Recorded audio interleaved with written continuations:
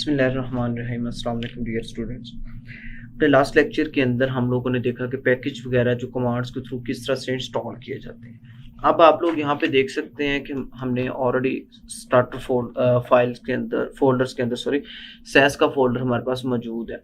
अब अगर हमने फोल्डर वगैरह क्रिएट करना हो कमांड्स के थ्रू, तो फोल्डर किस तरह से क्रिएट किया जाता है। मैं इस फोल्डर को सिंपली क्या कर देता हूँ, डिलीट कर देता हूँ। ये मैंने फोल्डर जो है वो डिलीट कर दिया है, ठीक है। अब हम कमांड लाइन में आते हैं और यहाँ पे आप देख सकते हैं कि मैं इस वक्त कहाँ पे मौजूद हूँ, स्टार्टर फोल्डर के अंदर, ठीक है। तो यहाँ पे भी हम लोग देख सकते हैं कि यहाँ पे सैस का फोल्डर हमारे पास जो है वो रिमूव हो चुका है, क्योंकि उसको हमने क्या कर दिया, डिलीट कर दिया।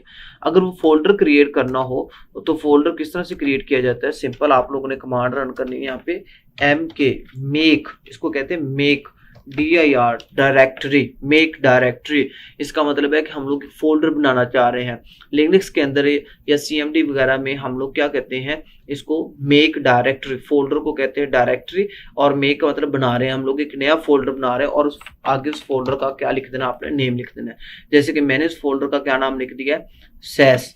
मैं इसको एंटर करूंगा, जैसे मैंने एंटर किया तो यहाँ पे आप लोग देख सकते हैं, यहाँ पे हमारे पास सैस का फोल्डर आ गया। अभी इसके अंदर कुछ भी नहीं बना हुआ, कोई भी फाइल वगैरह मौजूद नहीं है। अब हमने क्या करना है, सैस के फोल्डर में एक फाइल क्रिएट करनी है, ठीक है। अब फाइल क्रिएट करने के लिए हमें क्या करना पड़ेगा, सबसे पहले तो सैस के फोल्डर में जाना पड़ेगा और उसके बाद हमें क्या करना पड़ेगा, एक फाइल क्रिएट करनी पड़ेगी।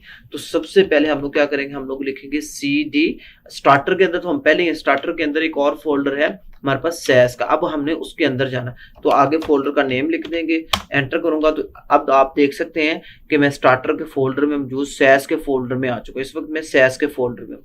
अब फाइल क्रिएट करने के लिए हम लोग सिंपल से कमांड रन करते हैं, टच, ठीक है। टच होती है फाइल क्रिएट करने के लिए, लेकिन ये जस्ट फाइल को क्रिएट करती है, यानी कि फाइल हम इसके अंदर कुछ भी लिख नहीं सकते। लाइक मैं क्या करता हूँ, सिंपल राइट क्लिक करता हूँ, न्यू पे जाता हूँ और यहाँ पे मेरे पास आ रहा है टेक्स्ट डॉक्यूमेंट। मैंने सिंपल क्या किया, इसको क्लिक किया और एंटर किया। अब ये फाइल क्रिएट हुई है, इसके अंदर जाके मैं कुछ लिखूंगा, वो एक सेपरेट चीज है, ठीक है। तो अभी जो हम टच के कमांड रन करने लगे, ये जस्ट एक फाइल क्रिएट करेगी, इसके अंदर हम कुछ भी नहीं लिख सकते, ठीक है। तो इस फाइल का मैं नाम रखूंगा main.scss, ठीक हो गया। मैंने एंटर किया, ठीक है। मैंने जैसे ही एंटर किया तो यहाँ पे आप लोग देख सकते हैं कि सैस के फोल्डर में हमारे पास main.scss के नाम से एक फाइल क्रिएट हो चुकी है, ठीक होगा। ये मैंने सारा काम जो है वो आपके सामने जो है वो CMD यानी कमांड के थ्रू किया हुआ है, ठीक होगा। अब हमने क्या करना है, कोड जो हमने अपना डिफाइन करना है। अब मैं आपको थोड़ा सा यहाँ पे इन्वायरमेंट, क्योंकि बिल्डिंग के ऊपर हम बात कर रहे हैं, तो इन्वायरमेंट बिल्डिंग या इन्वायरमेंट सेटअप के अंदर आपने एक चीज याद रखनी है, प्रीवियस लेक्चर्स में भी हम लोग देख चुके हैं, इंपोर्ट, जो कि हमने सैस के अंदर भी डिस्कस किया था और लैस के अंदर भी जो है वो डिस्कस किया था। अब इंपोर्ट में क्या होता था, हम लोग मल्टीपल फाइल्स क्रिएट कर लेते, यानी वेरिएबल्स की फाइल सेपरेट होगी, नेविगेशन की जो है वो फाइल सेपरेट होगी सैस के हवाले से, फुटर का कोड जो है वो सेपरेट सैस की फाइल में पड़ा होगा, यानी तमाम मॉड्यूल्स का कोड सेपरेटली हम लोग क्या करेंगे, डिवाइड करके रख लेंगे। अब उन सारे जो फाइल्स होंगे उनको हम लोग इंपोर्ट करेंगे कहाँ पे, अपने मेन फाइल के अंदर। और मेन फाइल को जस्ट हम लोग क्या करेंगे, एग्जीक्यूट करेंगे, ठीक है। और उसके अंदर तमाम फाइल खुद ब खुद ही क्या हो जाएगी, एग्जीक्यूट हो जाएगी, यानी कंपाइल हो जाएगी, ठीक हो गया। तो मेन हमारी फाइल इसलिए भी है कि इसके अंदर हम लोग मैंने आपसे शायद डिस्कस पहले भी किया होगा अपने प्रीवियस लेक्चर्स के अंदर, जब हम CSS की बात कर रहे थे, कि आप लोगों ने क्या करना है, रीसेट CSS के ऊपर रिसर्च करनी कि रीसेट CSS होती क्या है। मैं थोड़ा सा आपको हिंट दे देता हूँ कि ये जो हम लोग यूनिवर्सल सिलेक्टर यूज करते हैं, स्टैटिक पैडिंग 0, मार्जिन 0, ये एक्चुअली रीसेट CSS का एक छोटा सा पार्ट है, ठीक है। रीसेट CSS के अंदर ये डिफॉल्ट स्पेसेस वगैरह होती हैं, इनको रिजॉल्व करने के लिए, डिफॉल्ट फॉन्ट साइज जो होता है उसको रिजॉल्व करने के लिए हमारे पास कंप्लीट कोड होता है, जो कि हम एज इट इज कॉपी करते हैं इंटरनेट से और अपनी फाइल के अंदर पेस्ट कर देते हैं, ठीक है। तो इसको थोड़ा सा आप रिसर्च कीजिएगा, तो इसके अंदर ये सारी चीजें आपको मिल जाएगी। फिर हम फ्लॉट की प्रॉपर्टी यूज करते हैं, उसको जब फ्लॉट यूज करते हैं तो उसका इफेक्ट जो है वो दूसरी डिव के ऊपर भी होता है, तो उसको क्लियर करने के हम लोग क्लियर की प्रॉपर्टी डिस्कस करते हैं।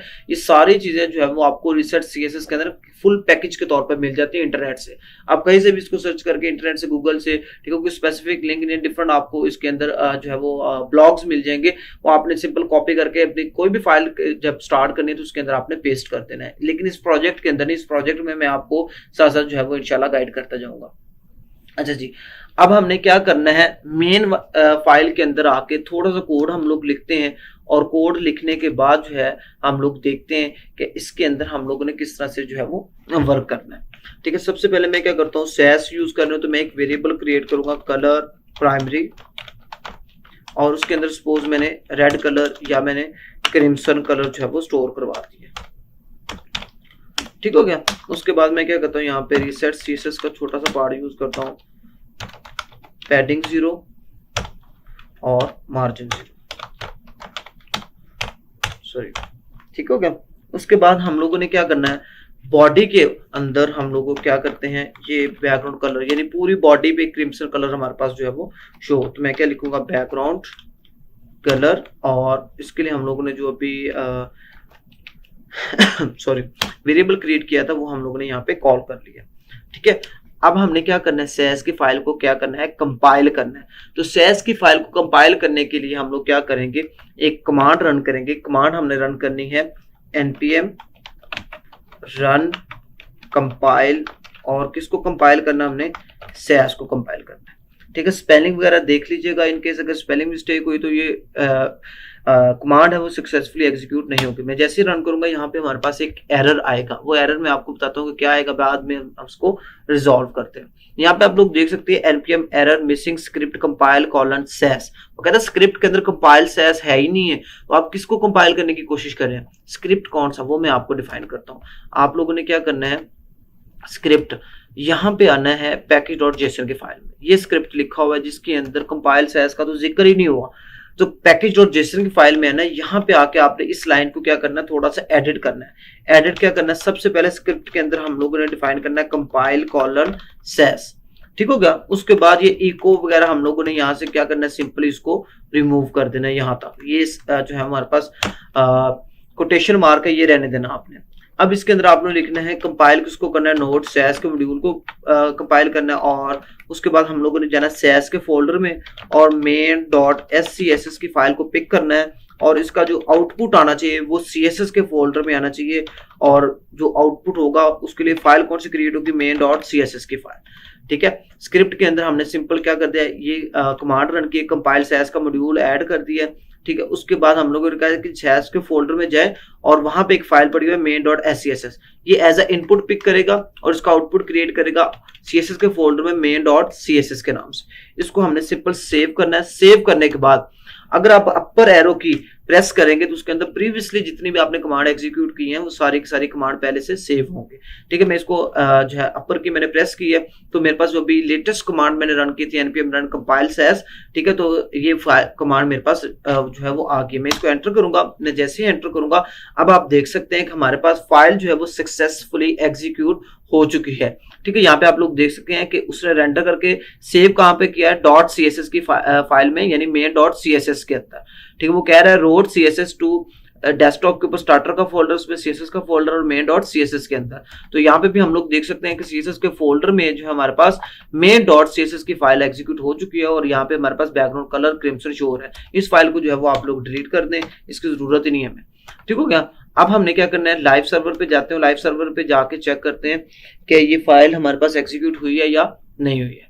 ठीक है, सॉरी इसलिए एग्जीक्यूट नहीं हुई क्योंकि हमने इसके अंदर index.html के अंदर फाइल को लिंक नहीं किया हुआ। तो यहाँ पे हम लोग क्या कर देते हैं, सिंपल फाइल को लिंक कर देते हैं। ये लिंक लगा हुआ है, ये स्टार्टर फाइल के अंदर पहले से मौजूद है।